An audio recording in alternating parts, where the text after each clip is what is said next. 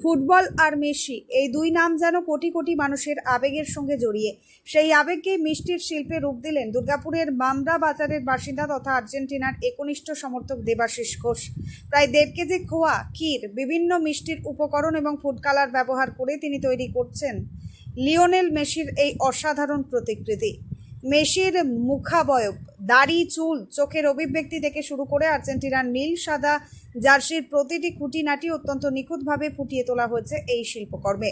এই অনন্য সৃষ্টি সামনে আসতেই সামাজিক মাধ্যমে ছড়িয়ে পড়ে তার ছবি। এরপর থেকেই দোকানে ভিড় জমাতে শুরু করেন ফুটবল প্রেমী, মেসি অনুরাগী এবং সাধারণ মানুষ। কেউ মোবাইলে ছবি তুলছেন, কেউ সেলফি নিচ্ছেন, আবার কেউ মেসি মেসি ধ্বনিতে মুখর করে তুলছেন গোটা এলাকা।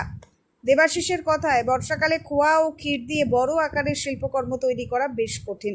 তাপমাত্রা ও আর্দ্রতার কারণে মিষ্টির উপকরণ দীর্ঘক্ষণ ঠিক রাখা যায় না, তাই সীমিত পরিসরে তৈরি করা হচ্ছে এই প্রতিকৃতি। তবে ভবিষ্যতে আরও বড় এবং আকর্ষণীয় শিল্পকর্ম তৈরির পরিকল্পনাও রয়েছে তার।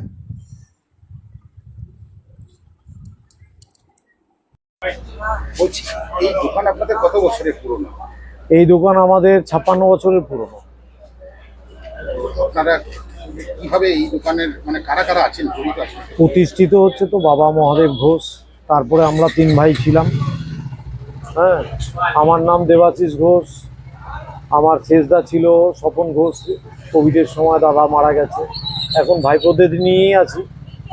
আর বর্দা হচ্ছে পরিমল ঘোষ।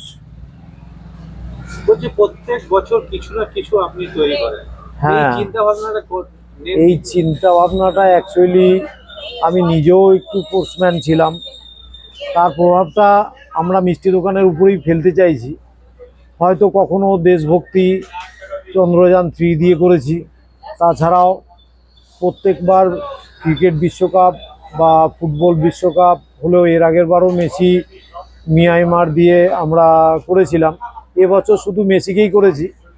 সবচেয়ে বড় কথা হচ্ছে এখনকার যা সময়, যে যুদ্ধের একটা